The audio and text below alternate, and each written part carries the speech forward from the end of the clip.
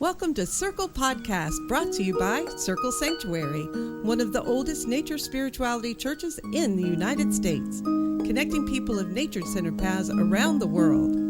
Join us throughout the week for a variety of shows discussing various topics, celebrating the divine in all of its forms through nature worship, rituals, education, and building bridges of community. Welcome to Urban Unwitches, a podcast to educate, inform, and expand the pagan community. Please join our Discord channel, Urban Unwitches Podcast.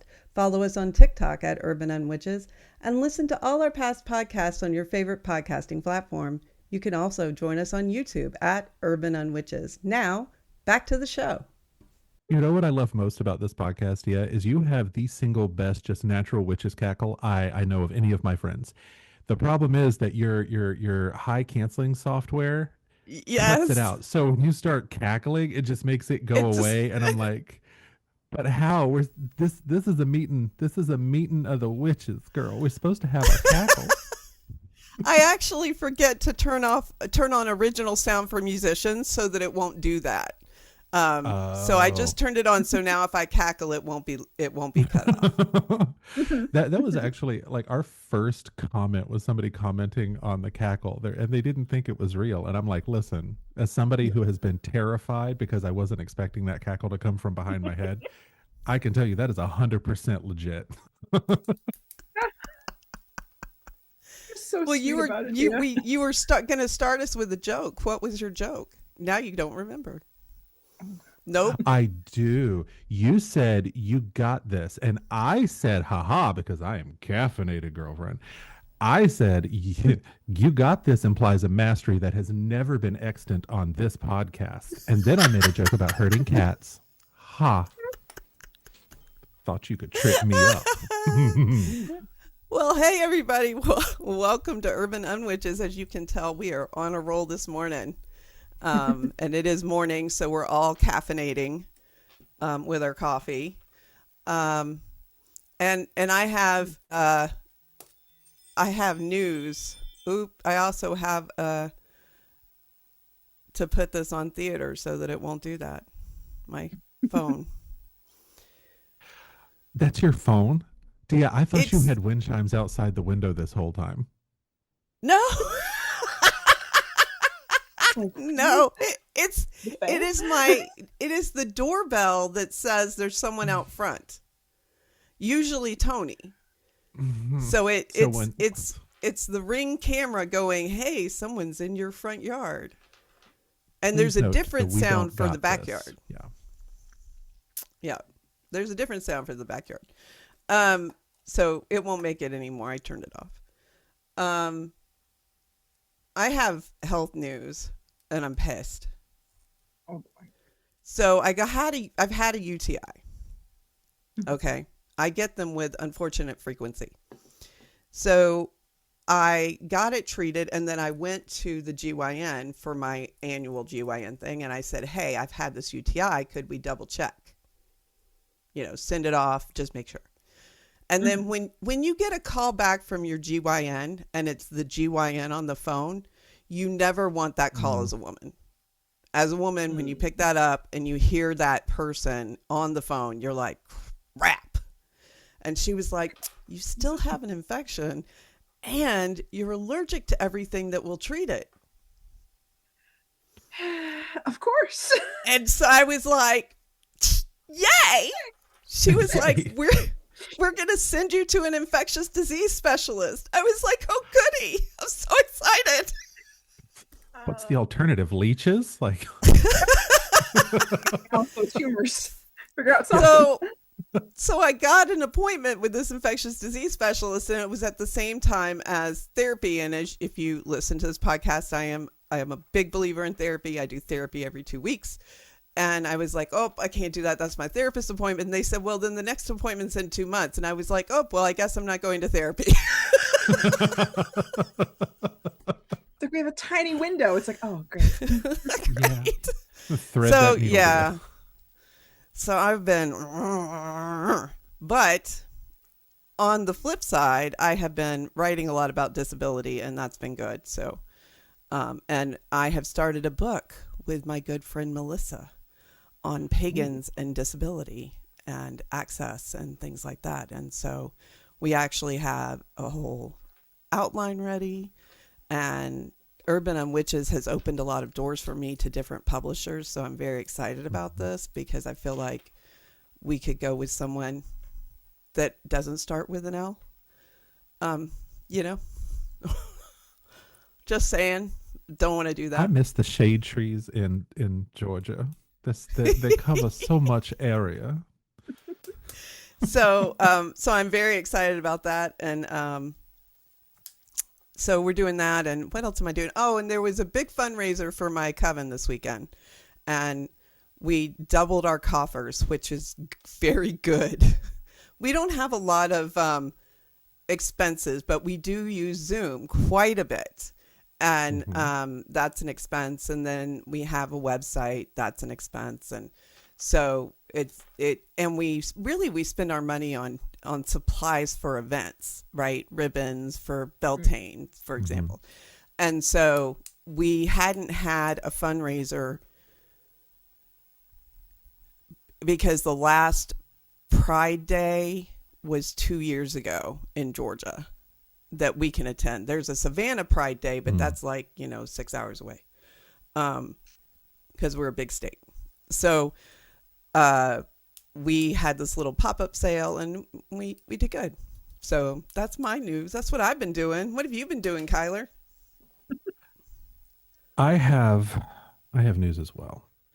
And I truly don't know how to process it.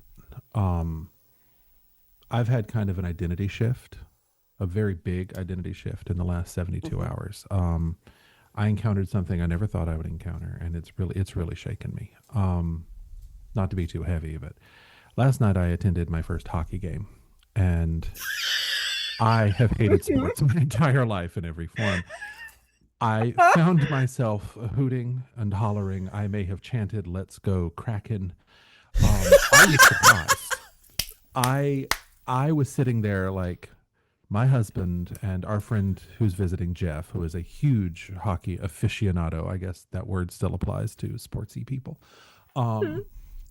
Said, he was like, "What do you want to do when you come to town, Jeff?" "I want to go to a hockey game." Well, hoorah. And I go, and I'm sitting there. And when the Kraken scored their first touchdown, goal, that's right. I scared myself when I screamed with the crowd. I didn't know that I was going to do that. It came as a shock. I was surprised. And I continued to scream the whole game. And even when they got the surprise, last goal, that it was 4-1, because the poor Calgary Flames. Here's one of the reasons I don't like sports. I feel bad for the losing team because I don't have any real loyalty to one sports team or another. I just feel bad for all the players. I over empathize. I hate the Calgary Flames, and I'm glad they got spanked. Really? Are you a hockey person? I am a hockey person, hardcore. I was at a hockey game just recently. The picture I sent of me, Tony, and Sam, that was at a hockey game. That was a hockey game? Learning new things every day. Seriously, it's like I didn't think I had any new firsts to go. I thought I'd been around that block and gentrified it. I was like, what? But no, it was fun. And there is no more ADHD compelling game than hockey because the light shows every 15 minutes. They had a shirt cannon. They shot a shirt cannon at me. And then Bowie, who is the mascot for the Krakens, I need her and Gritty to have a baby. I need Gritty and Bowie because they are nightmare fuel. They are amazing. They are the most terrifying things I've seen outside of where the wild things are. I need to see that offspring. You don't understand. I want to drop it in the middle of the RNC and just be like, karma. It was amazing. And I had so much fun. I felt like a complete idiot. My voice was rough. And I was so just blissed out from yelling for 2 hours that I didn't even mind driving through post-game downtown Seattle traffic. That's never happened before. Usually I'm hurling obscenities at buses full of nuns. So that was. And I think the only other thing is I've been writing as well. I've hit 90,000 words, which is Wow. really, really cool. I'm beginning to realize that the first installment of this novel series is actually going to be the first two installments because I have never learned the fine art of brevity. So as you can see, case in point. So that's my life. That's pretty much my life. Well, I need to explain my diss on the Calgary Flames. The Calgary Flames used to be the Atlanta Flames. Hmm. So the Flames left Atlanta and went to Calgary. As a child, I had an Atlanta Flames pennant and was devastated when they left Atlanta. It Trauma. is childhood trauma that the Flames left Atlanta and went to Canada.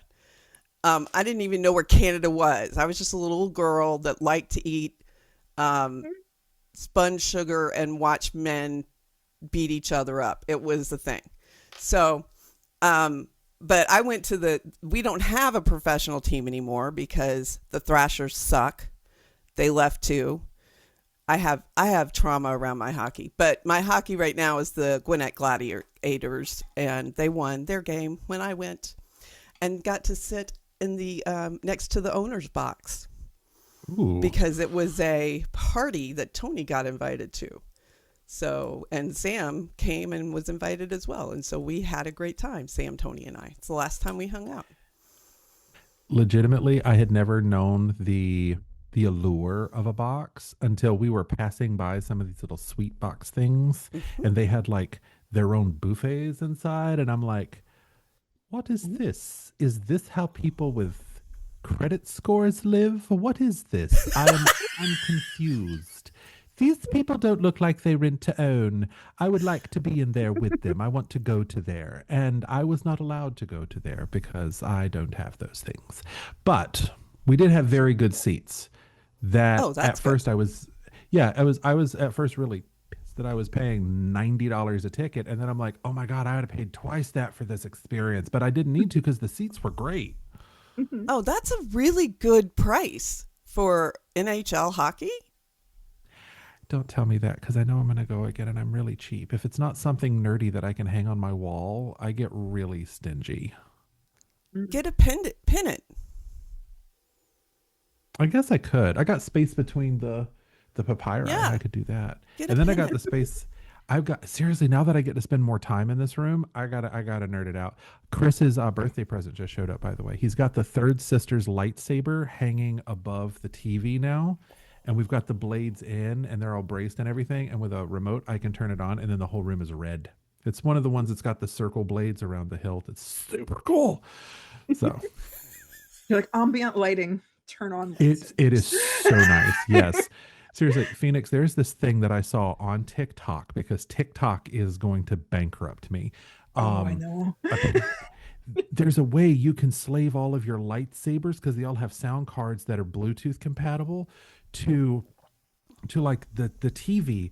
And so like you could the fight scene on Mustafar, the guy had it playing and all the lightsabers around it were creating like the ambient light to the big crashes.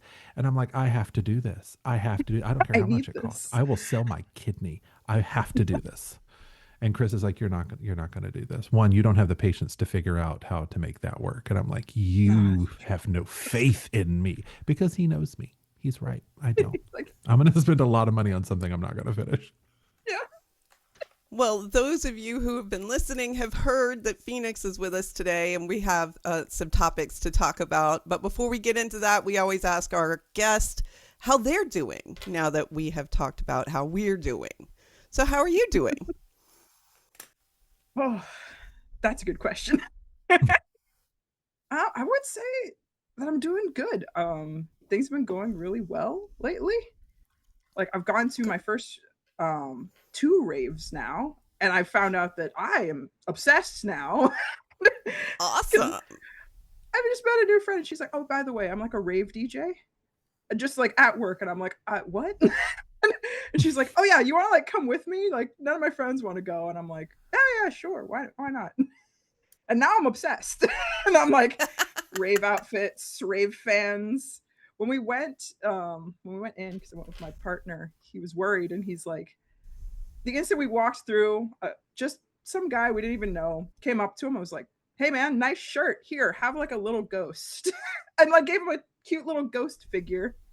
And he's like, "Oh, thanks." She's like, "Yeah, for good vibes." And I'm like, "Okay." It's like, that's so nice. Thank you. Who are you? But no, that's how my life's going. Awesome.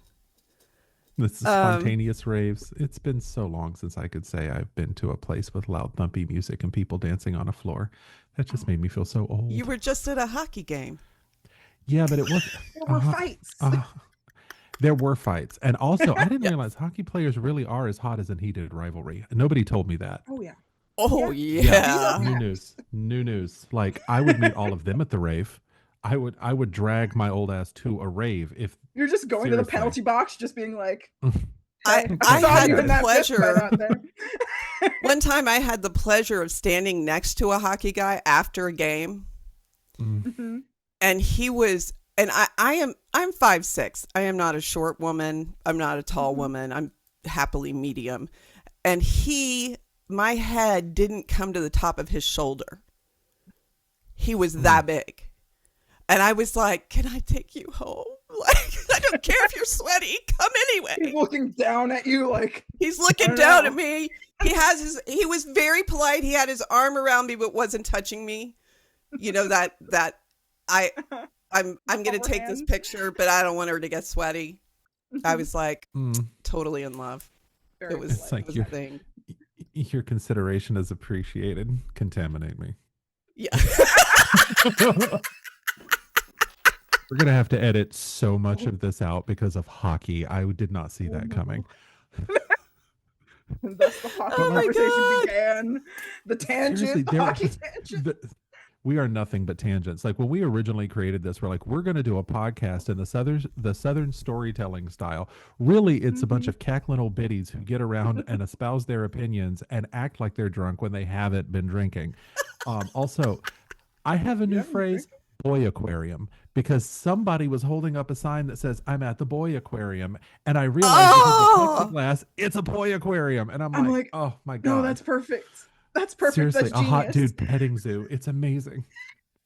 Dude petting zoo, no. We're gonna be banned from every hockey game ever. They're gonna see this and be like, "Those weirdos, keep them out of here." Oh my god! After a heated rivalry, I think hockey will take any attention it can get. I'm worried about Sanctuary. They're gonna hear this and be like, pull the plug." The line is gonna be wrapping around the entire block. Like, let us in.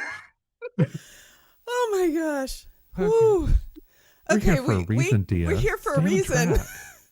So before we this is a heated rivalry review now. I'm prepared.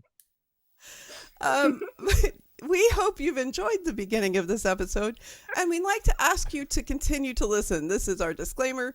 We are going to be talking about a topic today that is controversial, but one that we think needs to be talked about in a steady and stable way. So we ask that you hear us all the way through, right? Don't hear what we're going to talk about today and then turn us off.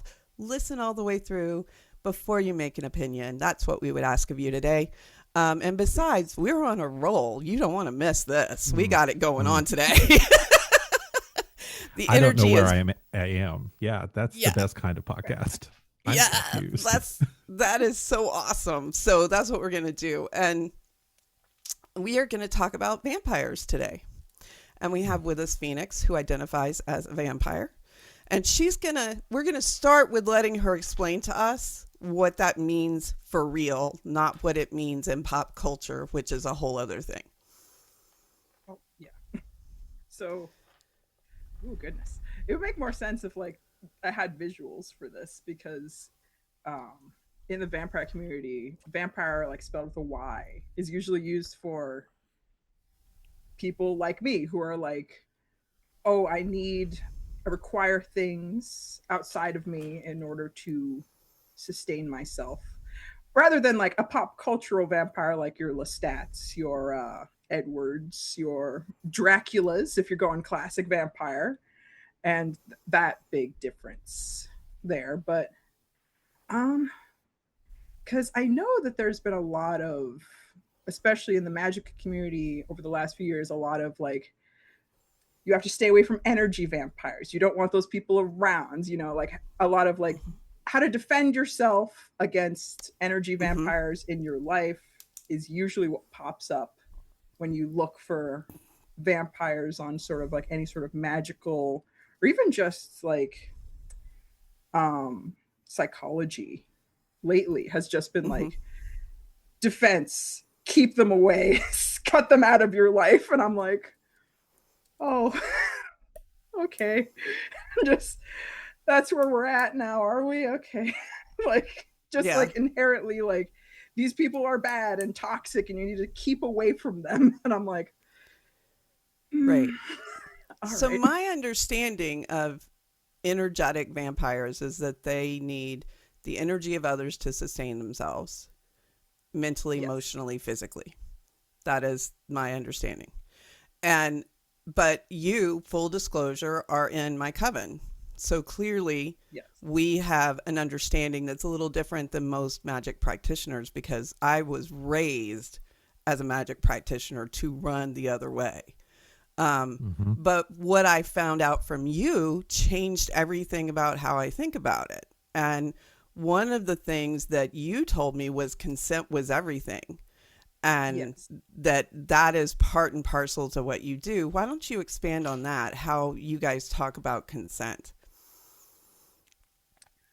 Well, I can't speak for every vampire in the community. Sure. Because we're all like individuals, right? And there are paths that are like more along the lines of like the left-hand path where it's more of like you are your own deity and sort of don't take consent as seriously, but again, that's not everyone.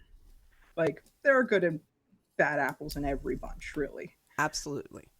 But when it comes to like my views on consent, it's very much like I let them know. Like firstly, that's just like, hey, there's always a weird conversation like I'm a vampire. like I need to have this conversation with you. And it's usually more of like, oh, do you know about like energy work? And like, would you like to try something with me? And it won't be, and it'll just be like, it'll feel like this when I do certain things, and we can stop anytime.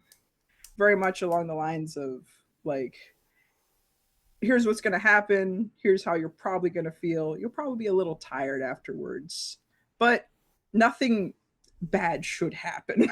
Like if everyone is like understanding what's going to happen beforehand, then it makes the process easier.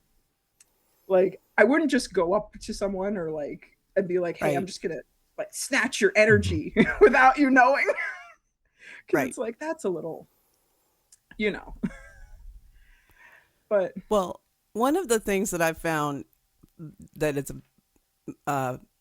positive in our group is at the end of ritual, when you have all this latent energy buzzing around, I like to just visualize that latent energy going to you and then any left going to the ground.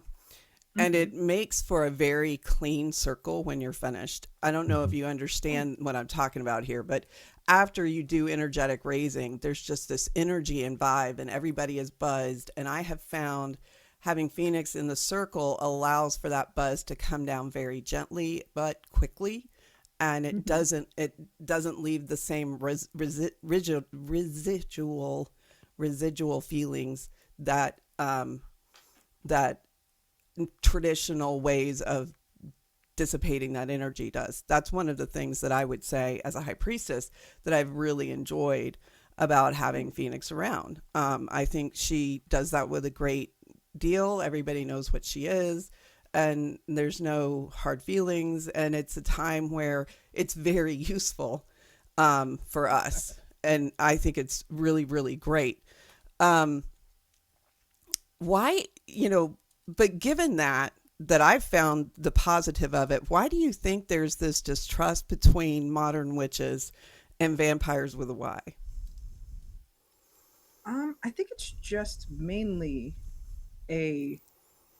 like everyone just assumes that it's like a predatory thing. Like, oh, you need to take from people, so that must mean that like you don't care about the other person at all. Right. And it's just like, no. It's like, no, maybe some people do, but it's just sort of like, and like if you're unconsciously doing it, like if you're a vampire and you don't know that you just are pulling people's energy and you just don't have any idea that it's even happening, I can see how that could be perceived as more dangerous, I guess would be the right word for it. But when you're aware and you can, because like I don't do it all the time, I could just sort of turn it off, like that I'm not siphoning from people at all times. But like you said, when it comes to like ritual, like when it's like when you're doing it and you're like raising it up and then like you do your spell work, coming back down could be rather difficult, especially when, how many people did we have in circle last time? Like 20 people? Like 20 people. Yeah, it was a lot. There were so many. Like, and then everyone's just sort of buzzing and like you can't like come down as you're trying to like close circle, but you're like still at that high resonance. So like when we close circle, I tend to just sort of energetically sort of like sweep it a little bit more, just so like everyone can like come down a little bit faster and aren't just like trying to walk out of circle, but you're still buzzing. Right. Yeah, that has been my experience. One of the things that I really like about your story in particular is how you came to understand you were a vampire and you found some books that really helped you. I was wondering if you could speak to your journey in understanding that you were an energetic vampire. Is that the correct term? Psychic vampire would be more psychic vampire. Yeah. Okay. Psychic vampire. But that was a real big deal for you. I mean, that was really life altering for you, wasn't it? Oh yeah, most definitely. What was crazy is like I found out when I was rather young. I think I was 11 when it happened. And the funniest part was it was because of Twilight, which I hate to say because I'm just like, I'm not a big Twilight fan. And people are like, oh, you like liked the books. No, Twilight came out and then all the vampire books suddenly were on shelves again. Right. So there were whole just massive sections of vampire books. And I remember I was just like, I think I was in a bookstore and I was looking at, like, they had like the Twilight books and then they had like a bunch of other vampire books. And I was looking at something else. And so I'd been in the bookstore for hours and they're one of those bookstores that don't have chairs. So I was sitting on the floor underneath the vampire book display. And apparently this happens to a lot of people in the vampire community that I found out afterwards. The Psychic Vampire Codex by Michelle Bellinger slid out, hit me on the head, like corner Subtle. first, and then like flopped open on my lap. And it's just like, hi. I was like, I didn't even look at that book, but it was like, no, you're going to read me right now. But apparently it's very funny because M. Bellinger, the writer, said that they put a spell on the book that it would jump out at people who needed it.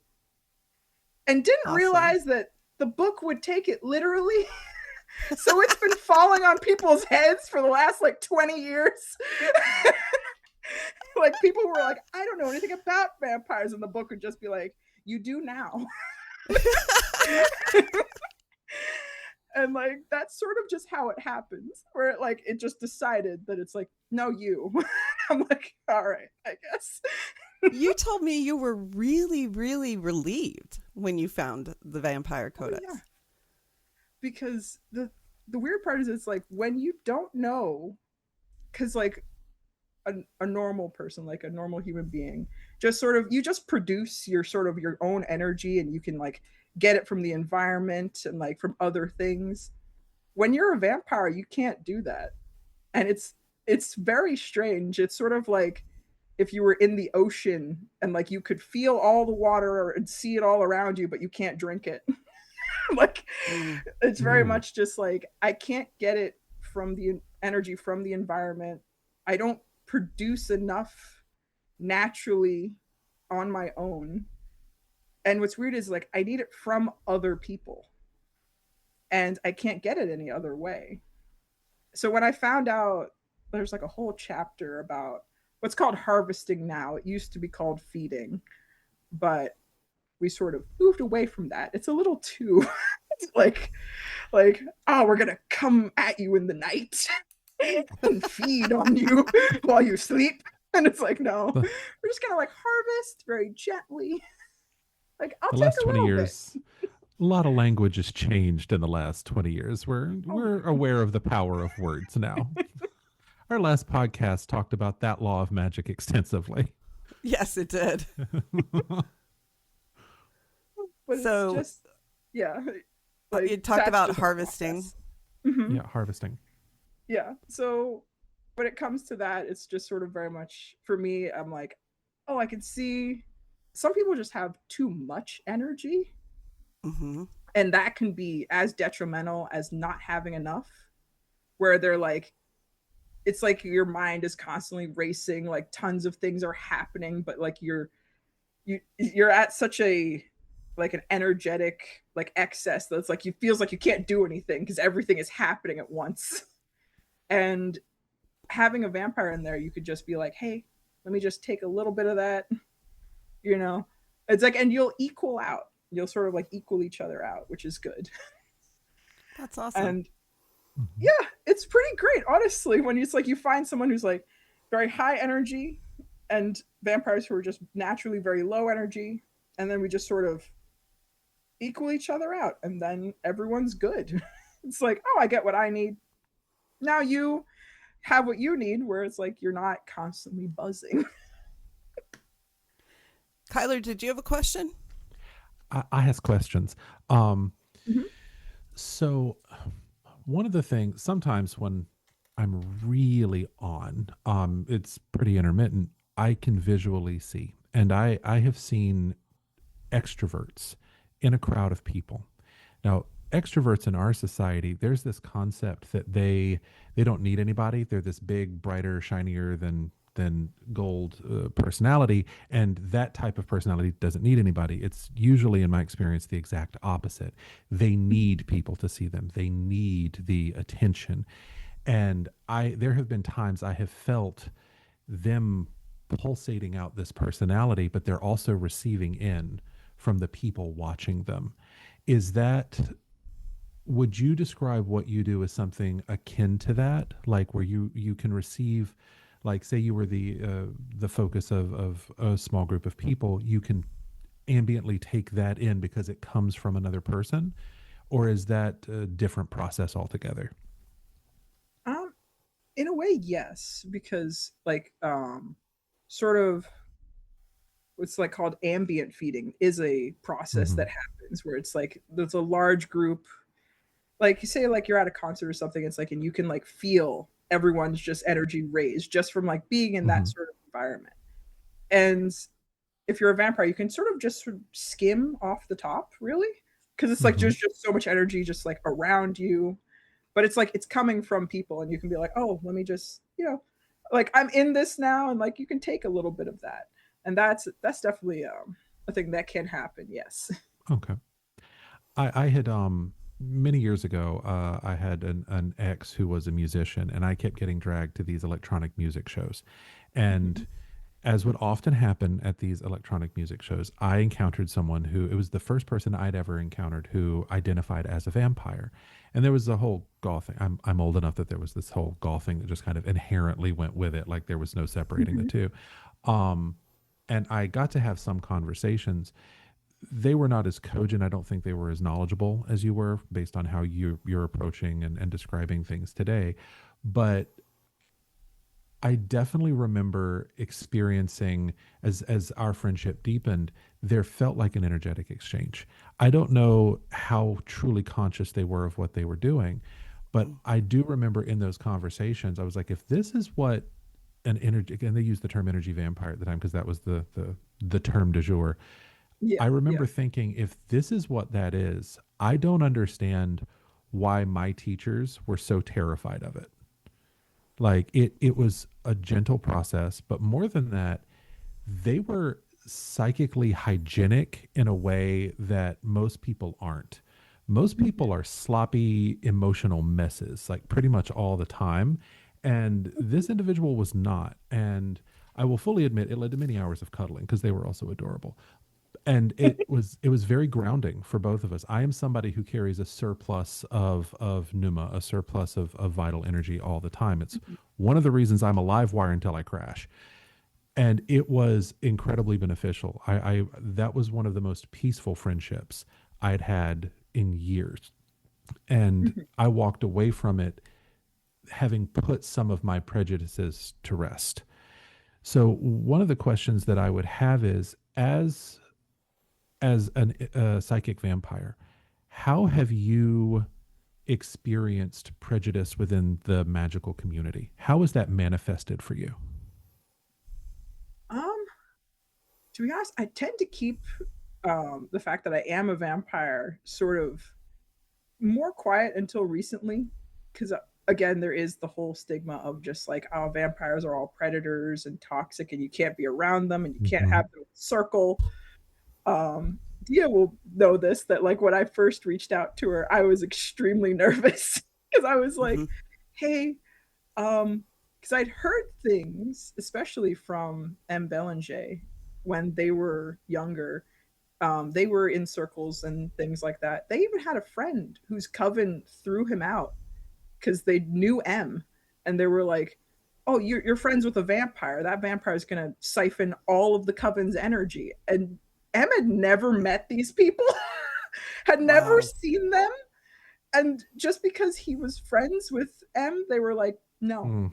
out of this coven. We don't want anything to do with vampires." And it's like, I don't know if I'm ready for that. So I explains like, I'm a vampire. These are like the things that like, I'm like, I do a lot of energy work. If that's all right, I don't have to, and I won't like cause problems in circle. Like it may happen that I might like skim some energy off the top when it's over, but besides that, like nothing else will happen. Like I'm not here to steal the entire coven's energy or anything like that. Yep. Well, that raises a great question about just overall capacity. Like if you have a group meeting of 5 to 10 to 15 people, I mean, could one person who is harvesting possibly hold that much energy that it would have some kind of deleterious effect on the people present? Um, it would honestly depend because like every vampire's energetic need is sort of different, Hmm. and I don't think it would even be possible for one vampire to like siphon enough energy from that many people for it to be extremely noticeable. Like one on one, maybe like if someone is just like not doing good energy wise or is like has been sick or something like that, and you have like a session with a vampire, that could be bad. But bad is in like you're gonna be a lot more tired afterwards and you might need to like lay down for a nap. Like Okay. or something like that. But I don't think like even like pulling and drawing enough that like that many people would notice to any like Okay. immense degree. So what I'm hearing, and I'm paraphrasing, is that witches are sometimes a little dramatic. I'm very surprised by this. A little bit. This is Just un petit peu. because they're just like because I think the assumption is when a vampire comes in that like a vampire is like an energetic black hole that it's Mm, just like, oh, all the energy is just gonna Yep. suck in and then like Mm-hmm. there'll be none left for the rest of you. mhm. And it's like, I no, probably not. Yeah. It's like more likely than not, it'll just sort of I've heard that because I can't see auras, I more feel them. And being a Mhm. vampire, I can't feel my own aura. So I've been told that it's kind of bright from people who Mm-hmm. can see it, and they just don't believe I'm a vampire because of the whole black hole assumption that it's just sort of like Mm. oh, energy will be drawn into you and will just sort of disappear, I guess is the assumption. But that's just not the reality of things. The few times that I've encountered people over the years, and you go to festivals, you see more of them that identify in this way. I haven't experienced the black hole. The closest to that I've experienced are often people who tout themselves as being energetic masters, who like to do energy healing. And Jennifer's got trauma that she hasn't addressed, and that just sucks everything. Again, nothing against Jennifer's. That was just a random white lady name that I pulled out of the ether. So All right, Jennifer's of the world, don't cancel me. I live in terror of that. But yeah, no, 9 times out of 10, I think if you encounter someone in a circle like that, that is an energetic black hole, it has nothing to do with vampirism and everything to do with like a psychological need that is Yeah. not addressed, or a trauma or something like that. Would that be kind of your feeling as well? I would say so, yes, because like it's very much of when you meet this person who is like touting themselves as a bit more than what they've actually accomplished. You could sort of just you could feel it more than anything, where you're like, I don't feel like you've done the magical and the psychological work to be at this level, but you're putting yourself on this level, and that's causing like weird disconnect and problems. Because it's like it's like, I don't think you're ready for this, and then it's I think the universe knows, and the universe is like, something's off. Like something's not right. It's a conversation Dee and I've had a few times Yep. over the years of operating in groups. Yeah. I just had the thought of healers as energetic vampires. And the reason I say, and not maybe knowing it, the one time that I got uber sick was after a healing session with a healer. And by the time she was done with me, my gallbladder was ready to be taken out. And I mean that in all sincerity. Within 24 hours, my gallbladder was taken out because of that session. And I've always wondered why that was until this conversation. And now I look at that whole exchange very differently. That maybe she was an energetic vampire who didn't know it and thought she was drawing off the bad when she was drawing off what was really animating me. And so that left me in a very weakened state. So this conversation has put kind of a different spin on that. I've always knew there was something wrong with that session. I've never understood what it was until today. And I'm like, oh, okay. This makes sense. I can see this. It could be. Because Sorry. vampires are sort of just natural energy workers. Like the way we operate is just on a very energetic level. So which is more instinctual than anything else. Like when you're aware of it, you're just like, oh, this is happening. But it's sort of like if you're not aware that you're breathing in and out, but the second you pay attention to it, you're like, oh yeah, that's a thing that I do. But like unless someone points it out to you, or like you come to these conclusions usually better on your own, you probably won't notice. Right. What were you going to say, Kylie? I had a friend, she's one of those people that every time she opens her mouth, I learn something new. So I just love having tea with her. She once described every doctor as a necromancer because their job is to literally fence with death. Like think about a surgeon. They're taking like a piece of you to prolong life.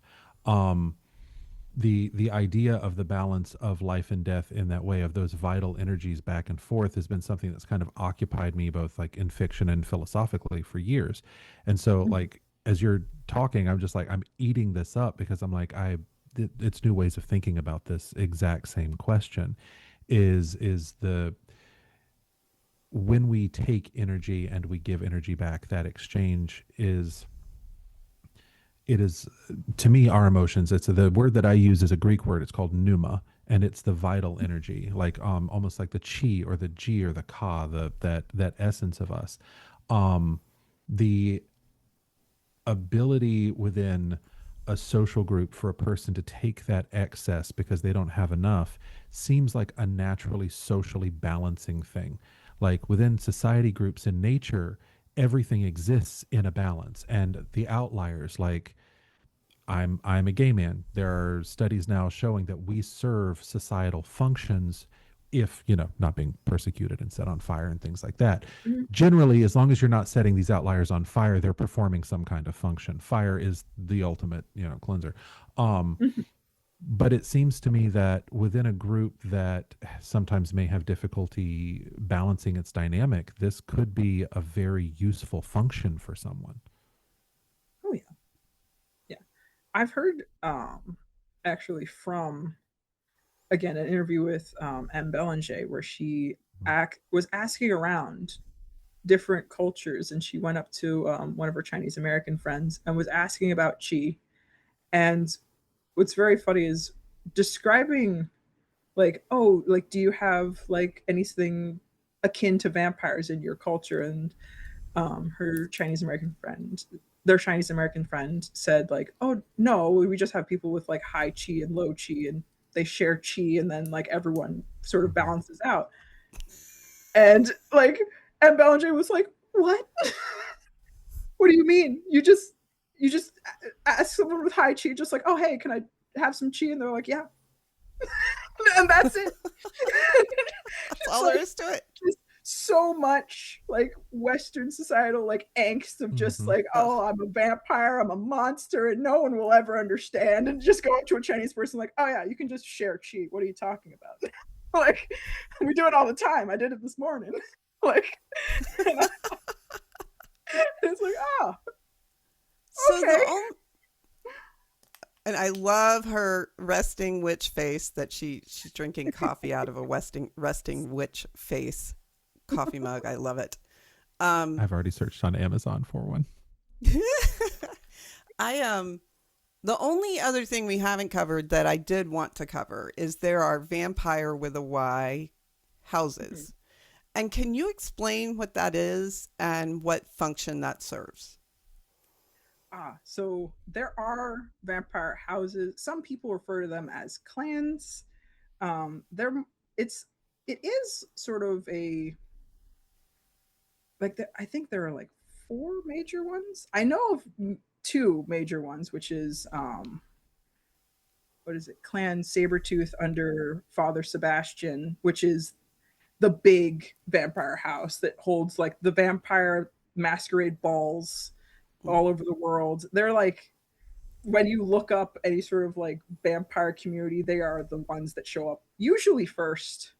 And House Kepru, which is Michelle Bellinger's, or M. Bellinger now, house for psychic vampires.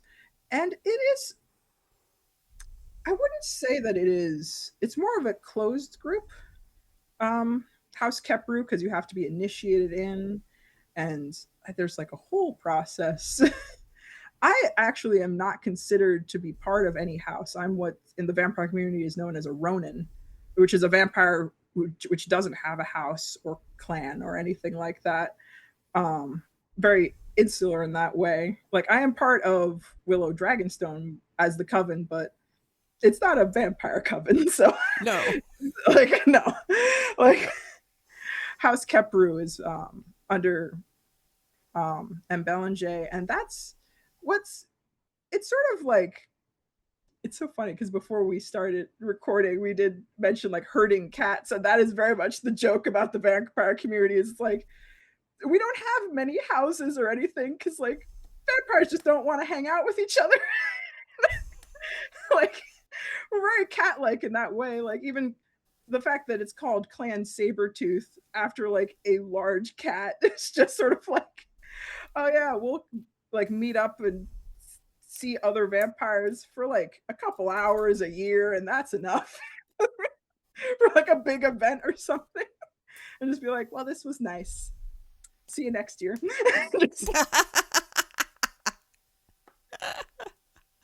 Like me inviting people over for D&D during my my hermit phases. I'm just like, I've enjoyed watching you look at me for 2 hours. Now go away. Like, like, that's enough. That's enough. It's my cave, my Here's den. my door. Just like, it's like, it's been great. You're just watching them like, Yeah. I'll leave. I'm Kinda- trying to be polite. Get out.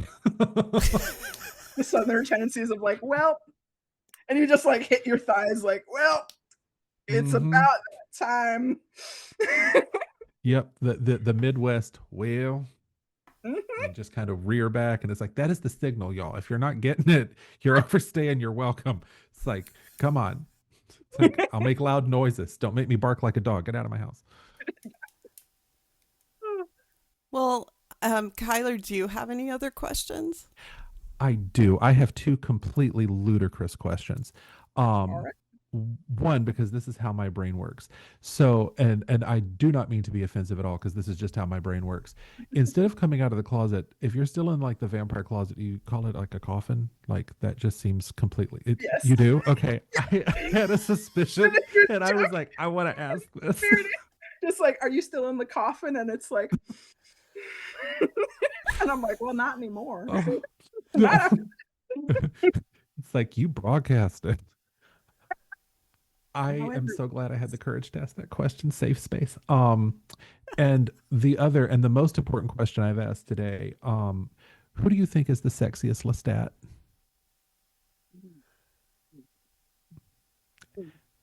Yeah, everybody asks the who's your favorite Bond, and they all say Connery, even though we're not 100% sure, but we know what we're supposed to say. But I want to know who is the sexiest LeStat.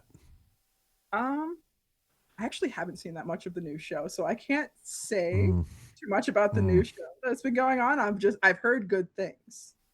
I've heard very good but- things. I won't lie. I am just still in love with the Tom Cruise movie from the 90s. I'm just like, Hmm. oh, this movie is beautiful. It Like the was so pretty. Yeah. Brad Pitt constantly Oh, looking yeah. sad through the whole movie. I don't know how he did it. Mhm. But sexy sad. Like when I'm sad, I don't look that attractive. But like Brad Pitt, just like with those eyes, and I'm like, I The want to single hug tear, you. the sexy Yes, tear, oh my God, the sexy crystal tear that the catches slow the light single just tear right. cry. Like I had an ex who could cry like that, and I'm like, I don't want you to be sad. I want you to be happy, but maybe be sad just a little bit because it's so adorable. They're like, it's too perfect. What is this? Right. It's like you are soap opera pretty. This is not fair. I will Not fully sexy. admit, because no, I love me some Tom Cruise and Brad Pitt. That was great. Stuart Townsend in a marble bathtub with rose petals and Aaliyah. Yeah. There was Same. something about Stuart. Something about Stuart. The movie was not my favorite, but that one scene, that one scene, it got me. That was my 141st gay awakening, and it was profound. It was a big one. Definitely. The new show is amazing though, like of This just phenomenal actors. Yeah. It's like, what's going on? It's like, just put that scene back in for the DVD, rewind. There we go. Yep. I saw it on a TikTok short the other day, and it's like remembering Aaliyah. I'm like, yeah, no, we miss her so much. More Stewart, just focus. Just Just like there. a few more sprinkles, and there we go. Yeah, Dia, we're bringing them back. We want them to come back. They're fun. Yes. I was going to say that, as a high priestess, somebody who has dealt with Phoenix, when they came out of the coffin to me, my first thought was, really? Like, are we sure? Because that, what I had been taught was so not my experience with them. And so I would say, ethical vampires are wonderful human beings as well as wonderful vampires. And they are amazing energy workers.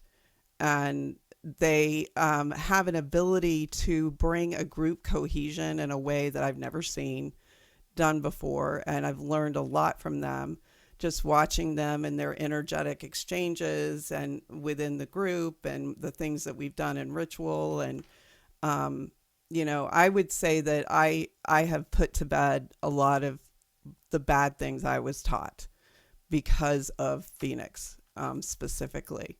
So I would encourage people out there, to be a little, ask questions. That's what I did. I was like, and what does that mean to you?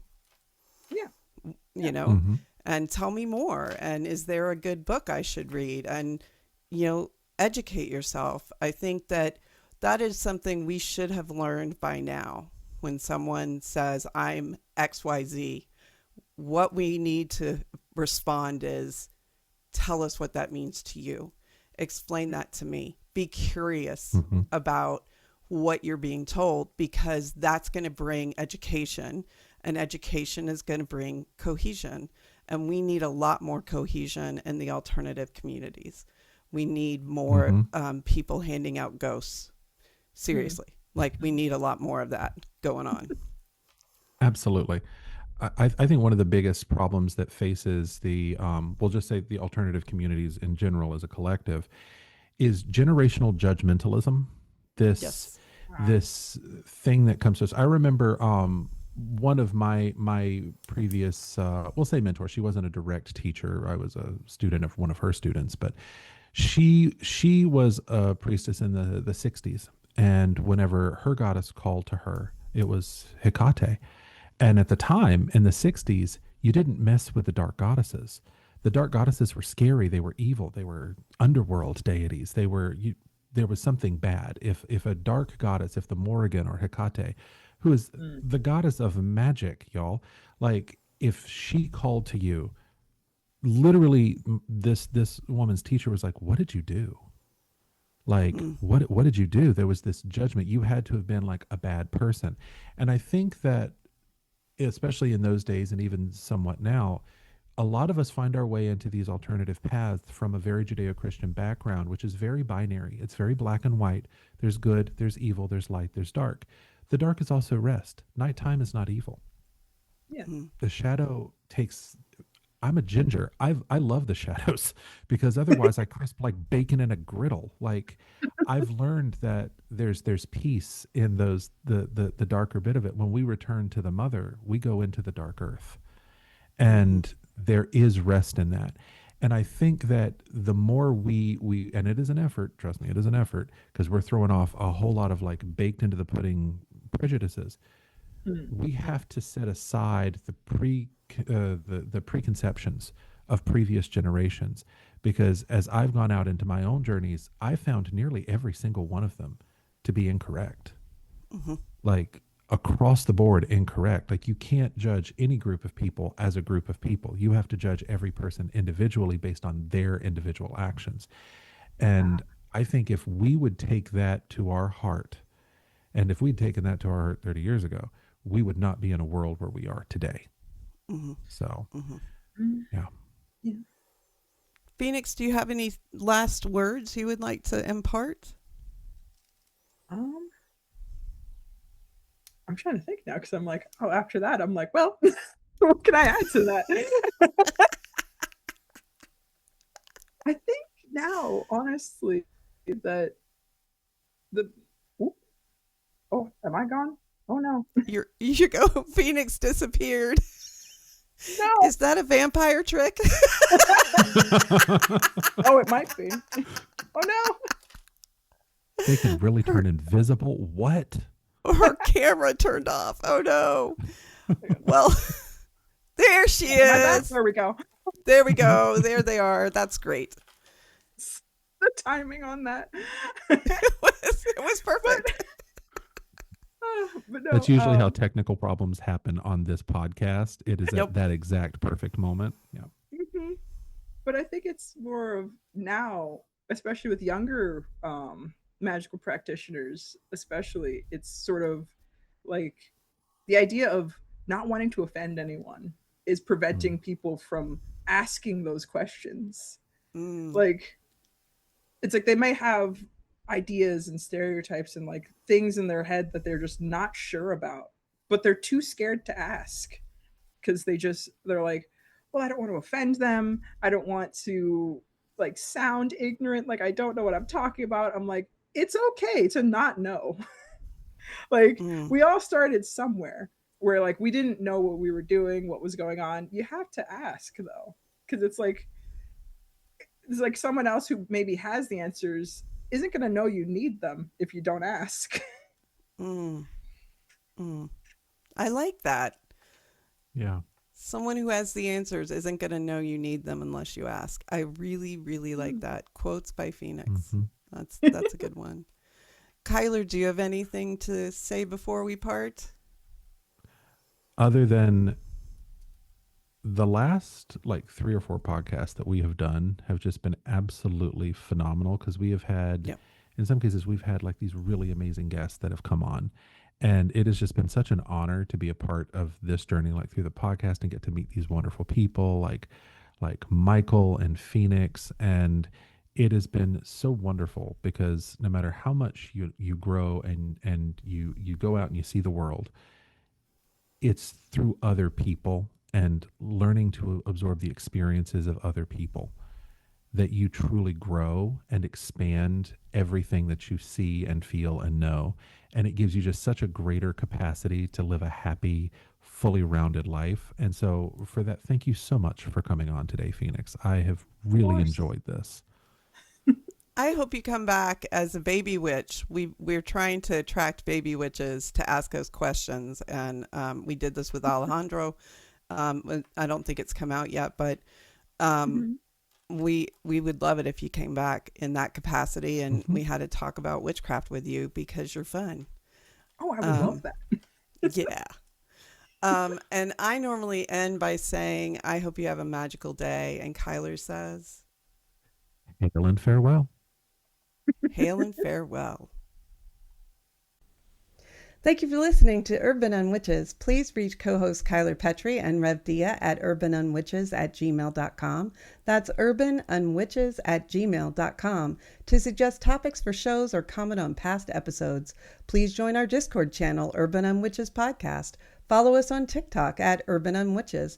Follow us on YouTube at Urban Unwitches to watch all episodes. And listen to all our past podcasts on your favorite podcasting platform.